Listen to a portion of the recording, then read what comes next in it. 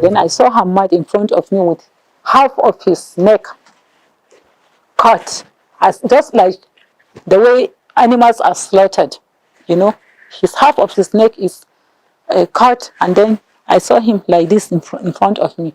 And then Humed too. That is the youngest one. Hamad at that time was exactly 19 because he was born December, 10th December. So he was, you know, this thing happened 12th December and he was killed. 12th was Saturday, 13, 14, he was killed on the 14th of December. So it's exactly 19 years then. Then Humed was 14 years. She is the youngest son, is my youngest son. So he was, then immediately they did it, and I saw Humed in front of Hamad. He was like this. He's dead. They have already killed him. And then Hamad is the only one I was able to see.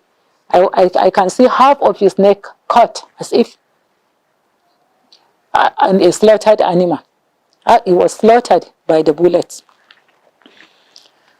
In the case of Humed, and at that time too, I was also shot because the bullets were, I could feel the bullets going into my stomach, you know.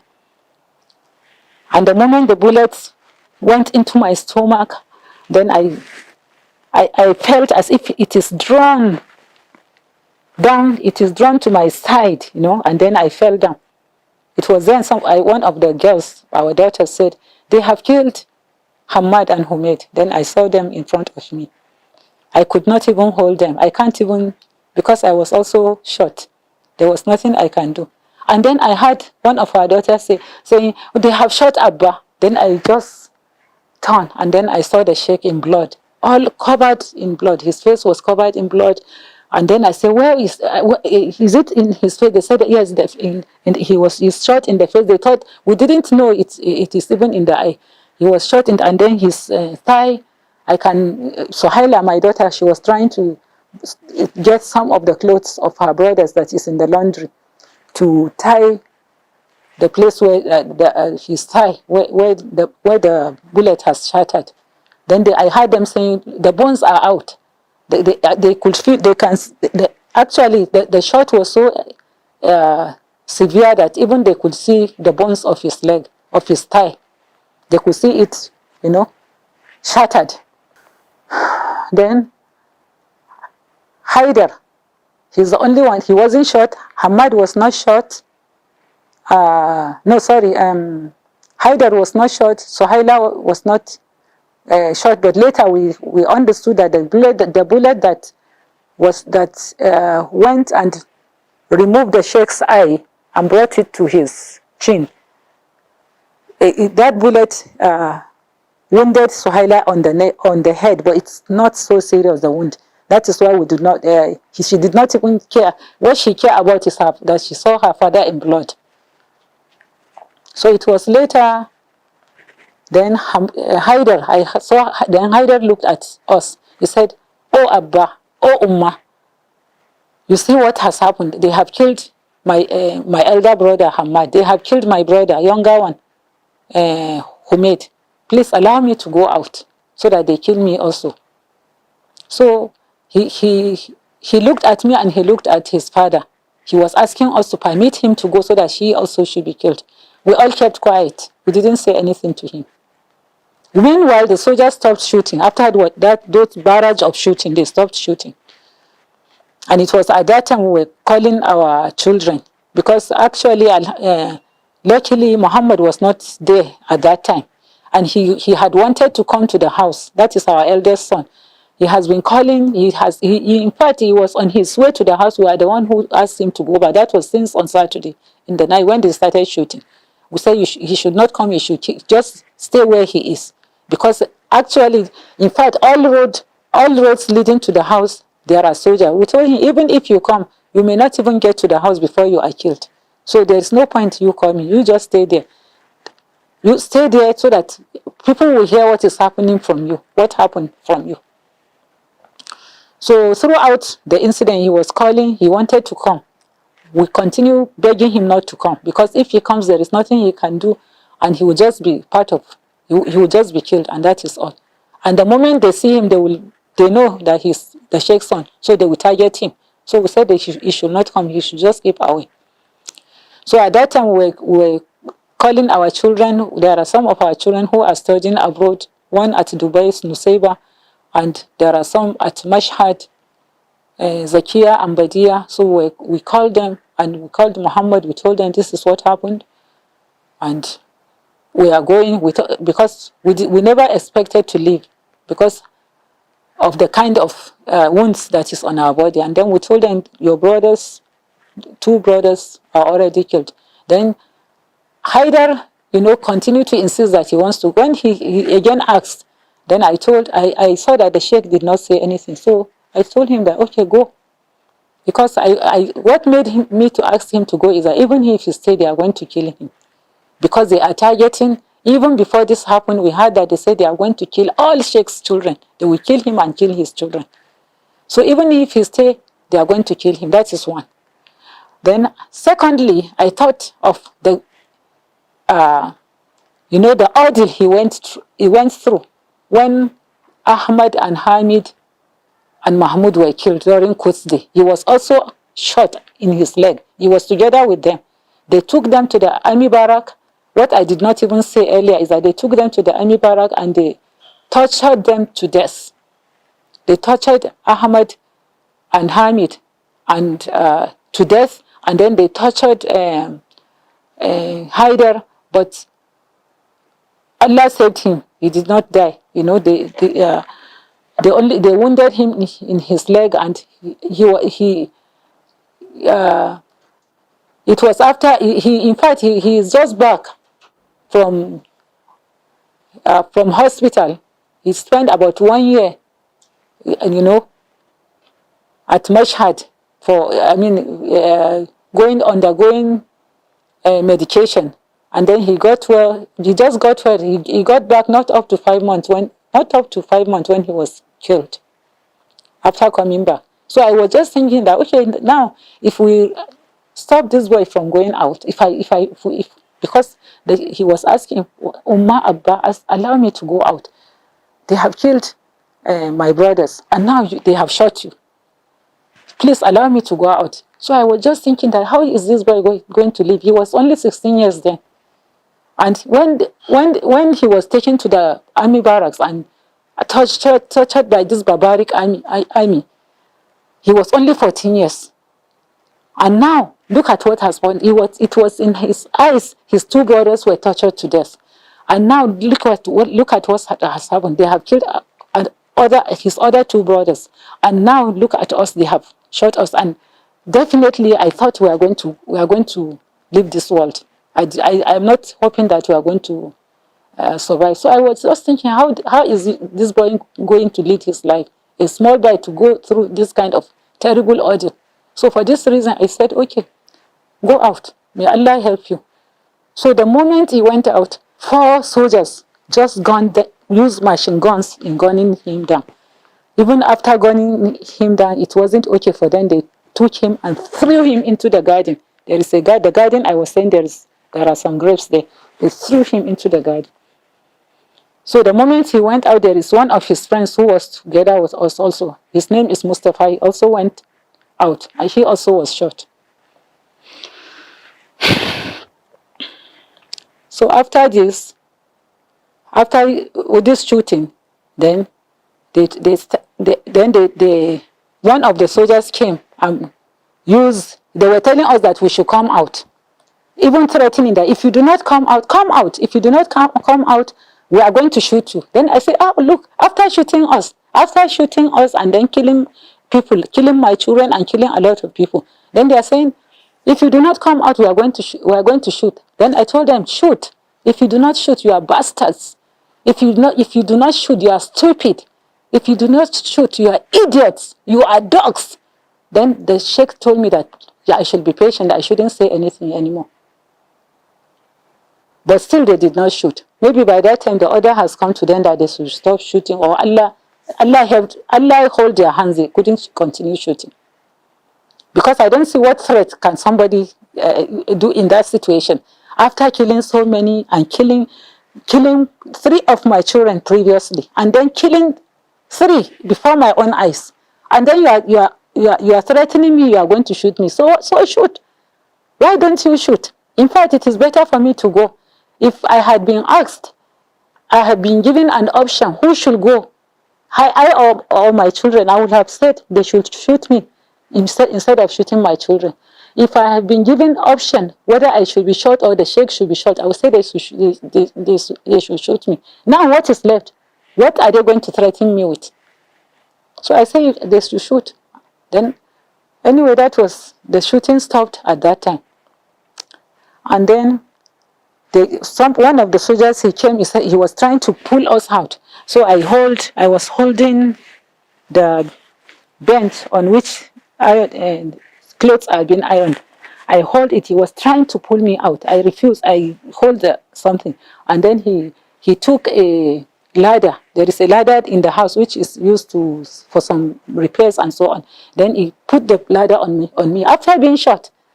And after being shot, since I fell down and the room is so small, part of my body was on the sheikh's body. In fact, it was later he told me it is the leg that is short, it is the thigh that is short. Then he put a ladder on me, and you see, it means that I will also put the heaviness on the sheikh, and then he climbed the ladder, and then he was just jumping on us. He was jumping, and then the sheikh used his hand, the hand that is not short, to hold the ladder and then pull him. Don't forget, my children, the corpses of my children are there. And then he put the ladder on the corpses of my children and on myself, and then he was jumping over it. That is Nigerian army, Nigerian soldier. He was jumping on it. That is where he can show his braveness. He cannot show his braveness in anything except killing innocent and harmless people. So the sheikh used one of the hand that is not short. He pushed him away together with the ladder. After this, he was furious. He came back. The man came back and then grabbed my hijab. He grabbed the hijab and pulled me by the hijab, and then he removed my hijab. And then pulled me and threw me outside. The moment they threw me outside, they started beating me. They beat me. They punched me on this eye. Now I have cataract as a result of, the doctor told me that it's a result of the punching that they did on my eye, because cataract could be as a result of that. The eye doctor who told me that is the result of the. Now with this eye I cannot see very well. I need an operation for the cataracts. So the moment, anytime he punches me on the eye, I would just feel there is like I fall. I was so weak because I have lost a lot of blood, and look, now they are now beating me and punching me, so I feel very dizzy. I will just fall down, and they will tell me I should get up. I can't get up. The moment I try to get up, I just fall down. And then he keeps punching until he broke my nose. Now my nose, this nose, it was one where at the hands of the security agent, that an operation, among the operations that were done on me, even there is a foreign something that is put into the nose to repair the broken nose, because they broke my nose with beating. Then from there, what my biggest concern was the sheikh, because I don't know what they are going to do to him. But while they were beating me, I could see them. They pulled the sheikh, they took him out, and I saw him. I saw his mouth. He was praying, because throughout these things that has been happening, he was always praying. So then I saw them taking him away, and I know he's alive because his lips were, were moving, which means he was praying. Then they took us out. They took our children out. Those ones those girls. They killed all the boys, and then they took them out after beating them, because they beat Shuhada very much, because Shuhada, she struggled with them. The other girls, they pulled them out. The one they pulled me out. In fact, they pulled Zeenah out before me, and then they pulled surged there out too before me. I was the last that they pulled out. And then Suhaila was still with her father. She was trying to stop the blood from coming, from the bleeding from his leg. So when they came and tried to take the sheikh, she struggled with them. She tried to prevent them. So they beat her. They also broke her nose too. They punched her so many times in the face. Because after all we were told by the other girls that, in fact, her face became so round because it was swollen. They never knew that her face will come back to the way it is because of the beatings that she got from those cowards that are calling themselves soldiers. So after that, they took us to the. After taking us out, then they started saying it in the speaker, maybe so that some brothers that were still around, maybe that they do not know will hear. Then they started saying, "We are going to take you to the hospital." Then I said, "Oh, this is surprising. So you came to shoot us so that you can take us to hospital." In my own mind, I said, "Oh, so you shot us to take us to hospital." As if they only came, we were just wounded and they came to take us to the hospital. It is from then they started making some shows. Maybe they planned before to tell lies that maybe it's some Boko Haram that came to attack us and they have only come to rescue us. But it was later, everything became clear that it is they that attacked us. So they took us to their depot, army depot at Zaria, took us to their hospital, which is a very small, unequipped hospital. Then they tried to stop some bleeding, and then they told us that they are taking us to a better facility. Then they took us to 44. It's a military hospital too, at Kaduna, a bigger military hospital. And there, they operated on me and they operated on the sheikh. But in my own case, when they did the operation without anesthesia, you know, there are about 3 men and one woman. They were pressing me down, you know, and were removing the bullet, and I can feel the pain. I was telling them, why did you not use anesthesia? Then they were saying, we use anesthesia, and then they were laughing at me. They were saying, oh, you know, she's strong. Then they would say, oh, this is look at another bullet. Then they would pull it.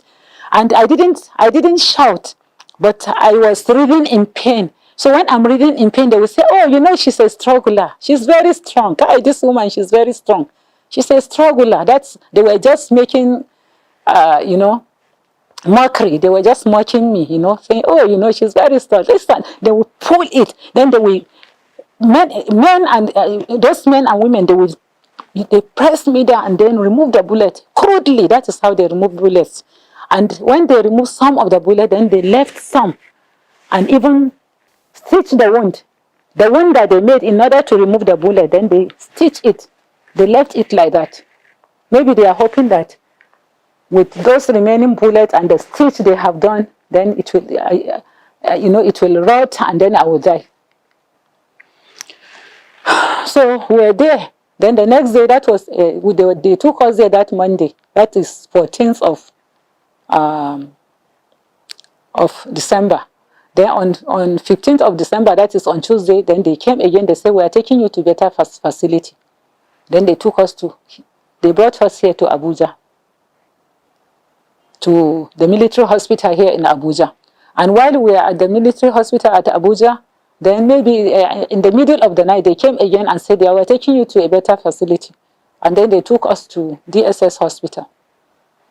At the DSS hospital, it was then, when some operations were, for instance, at the DSS hospital, operations were performed on me, I think, twice. Yes, twice. One at 44 and at the DSS hospital twice. One to remove the remaining bullets in my stomach.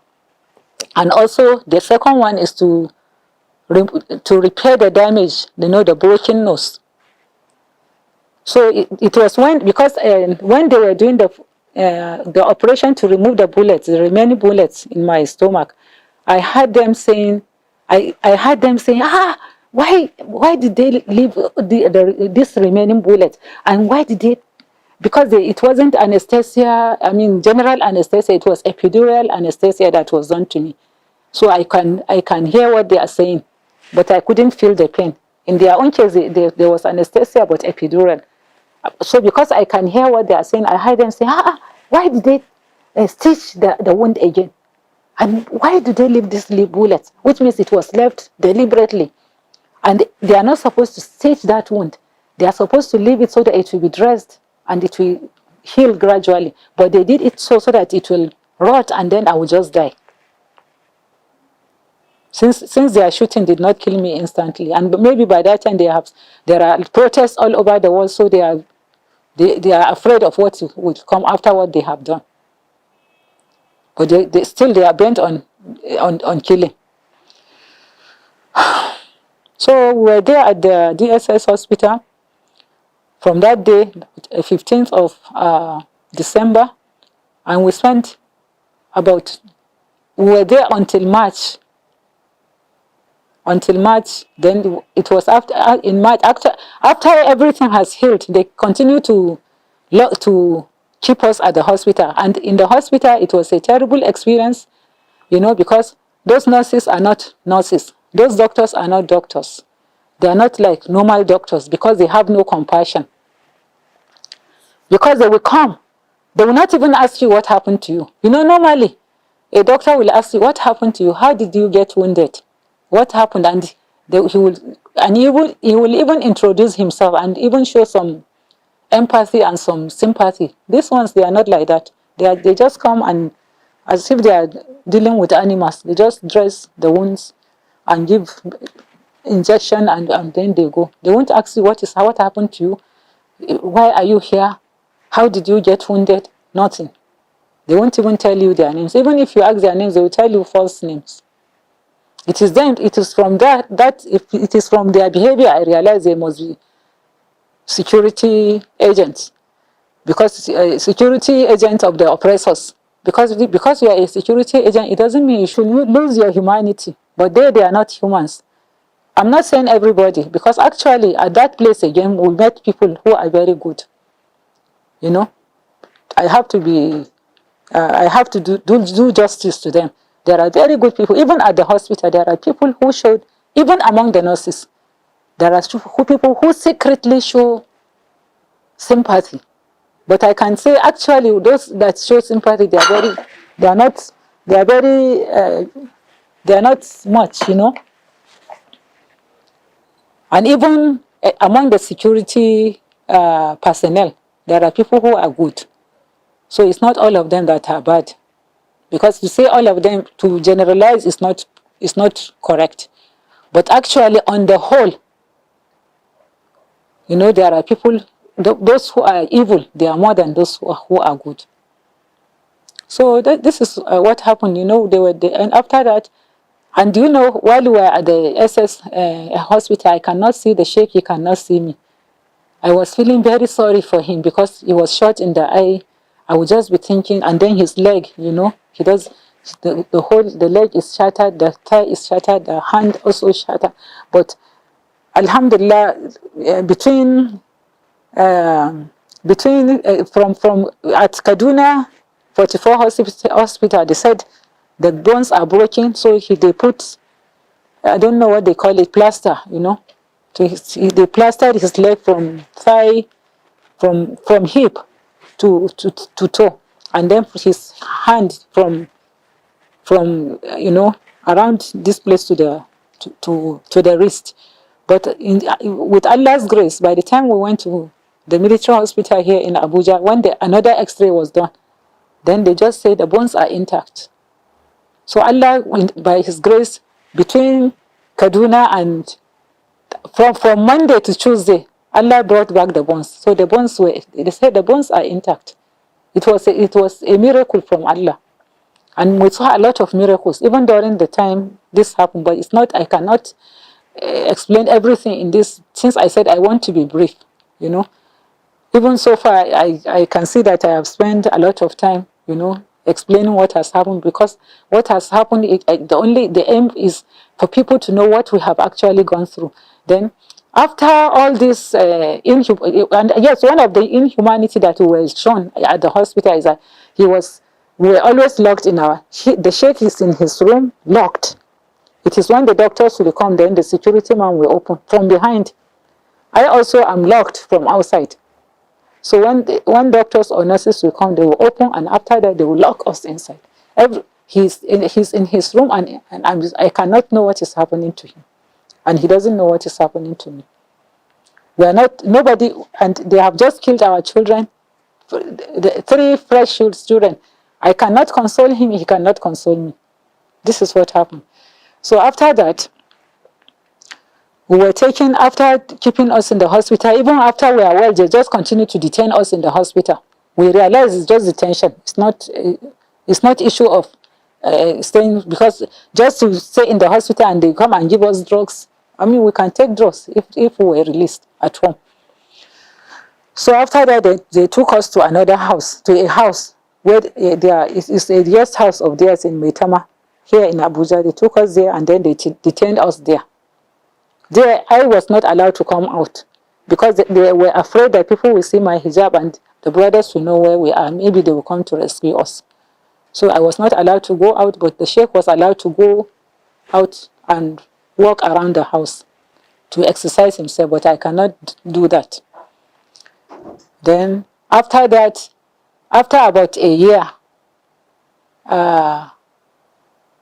like everybody know, it is a world news that our lawyers, we took them to court through our lawyers, and then the court, to enforce our fundamental human rights, that they are keeping us illegally, and then the court uphold the judgment, in our favor, that they have kept us illegally and they have to pay compensation for keeping us for 1 year illegally. That was in 2016 December. That was when the court gave the verdict. And they said that they have to release us unconditionally and they have to pay us compensation for keeping us illegally, some amount, which actually the amount is not important to us, but at least the fact that they have said showed that they have wronged us. And then they also said they have to provide us with security, because throughout the judgment or the case, they were claiming that they are not detaining us. It is only, they are only protecting us. They are keeping us in what they call protective custody. Then after refusing to follow the judgment of this court, it's a federal high court. After refusing to follow the judgment of the federal high court in the federal capital, that is here in Abuja, then after refusing to follow the judgment for about 1.5 years, then they took us to Kaduna. In fact, in taking us to Kaduna, they took us in a barbaric way, because we are under their detention, we are living under their detention. They lock the door from outside. They can only come, they can easily come and open the door and take us by force and take us to anywhere. But they came and broke the door and came in attires like terrorists, and they came with a lot of weapons. And we're only there, only I and the sheikh and 3 of our children that were taking care of us, because later they allow our children to come and stay with us in the house. So they didn't need to do that, but that is what they did. And even the children, they tied their legs and they and throw them into the vehicles, and then brought us all to Kaduna. When we reached Kaduna, they took our children to the house they are going to continue to detain us, and then they took us to the court and then charged us. It was then after 1.5 years refusing to follow the court order, then they took us to court, charging us for some trump-up charges, about 8 charges, And now, after all this that happened, people know what happened. Now, by July 28th, after many delays and many years, about 6 years in detention, then they finally said, the judge finally gave the verdict that we are acquitted of all the 8 charges.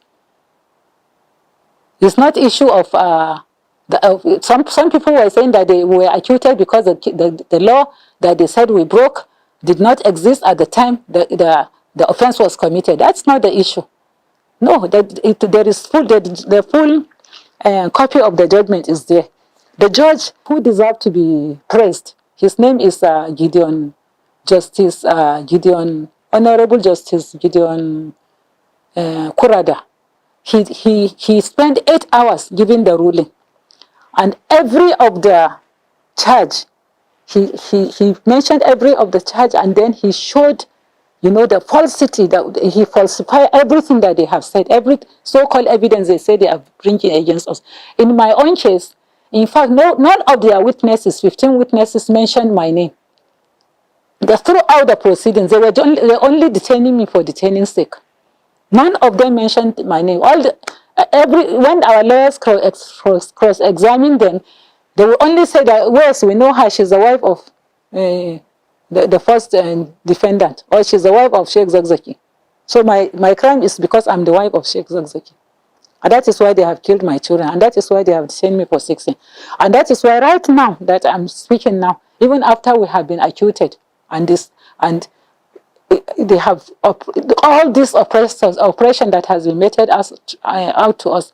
Even after that, that is up till now they are oppressing us, because right now we have a lot of problems, health problems in our body. Now I'm confined to wheelchair, and when it is not wheelchair, I have to use stick. Even stick, I can only use maybe within a place where I cannot use the wheelchair, and I can't walk.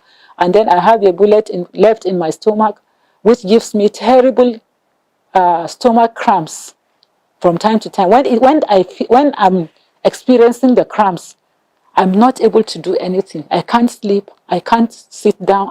Whatever I do, I'm in pain. And this is what I have suffered for about 5 years now. More than 5 years, because it was only a few months after our detention, after coming from the hospital. I think it was before Ramadan of that year that I started feeling the stomach cramp. And the doctors they said it's because of the foreign body in my stomach.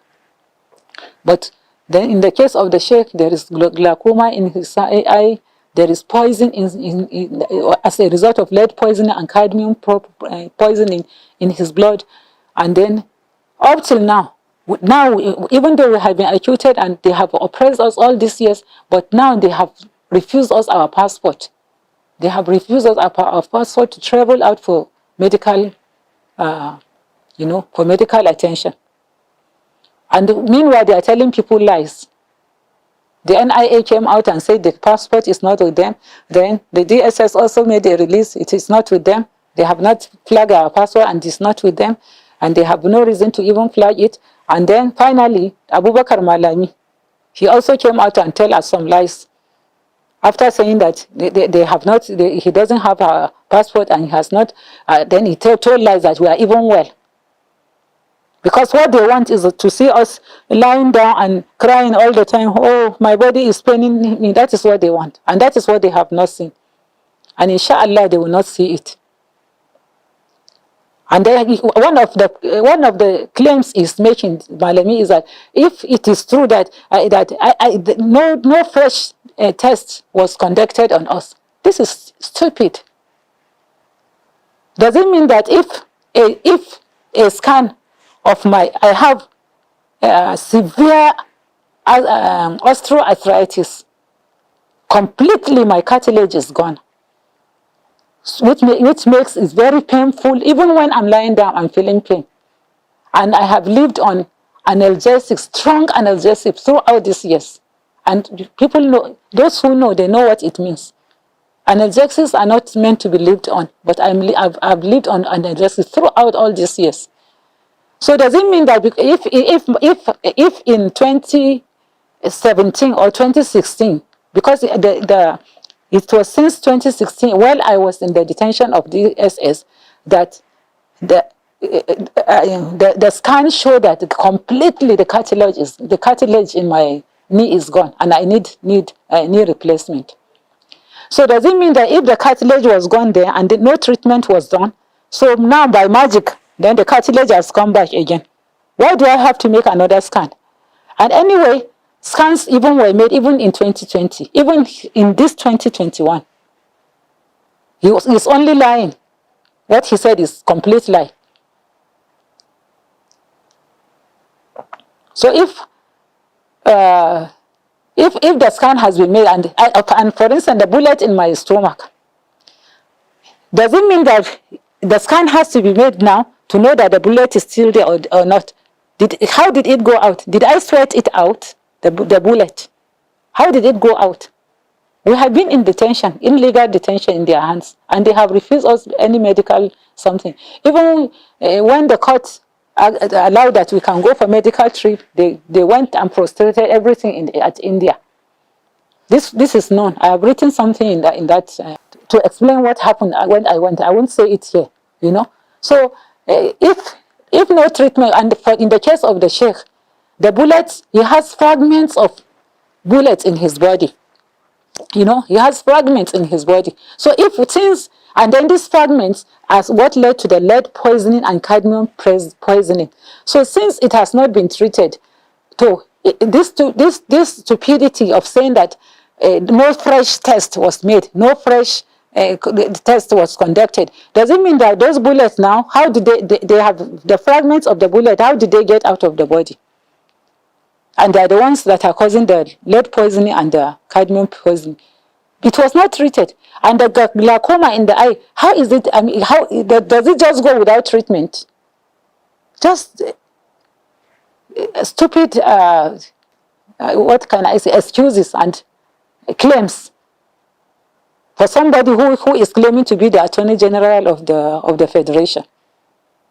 In this lawless society, they used to say we do not. We are the ones who do not who do not obey any law. But now it shows that they are the ones who don't obey any law. So I'm saying this so that people will know that we are still oppressed up till now, because they have refused us to go out so that we can be able to get treatment. They are hoping that what they came to do at 2015 December, that is to kill us, since Allah has prevented them, they have not been able to, they still want to achieve it now. So all those gimmicks of saying they do not hold our passport, they do not do this, all the process of getting a new passport after a lost passport have been followed, but it has all been frustrated. So far, this is what is happening. It has been frustrated. They have been playing with our intelligence. They think, sometimes when somebody is foolish, he will think that everybody is as foolish as himself.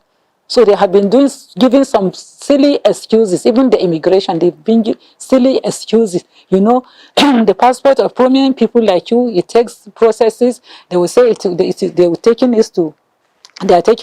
the files to SS to verify. Then they will say, okay, it has come back to CG, it has gone back to DCG, it is coming back, it is going back to CG, it is going back. They are just playing with people's intelligence, thinking that everybody is foolish as themselves. So maybe since I said I will be brief, I will maybe stop here. I don't know. I hope I've been able to explain everything that happened, but details, you can get details. Like I said, there is a booklet I have written and it will be coming out soon, inshallah, and then you'll be able to get some details, more details that I have not been able to say here.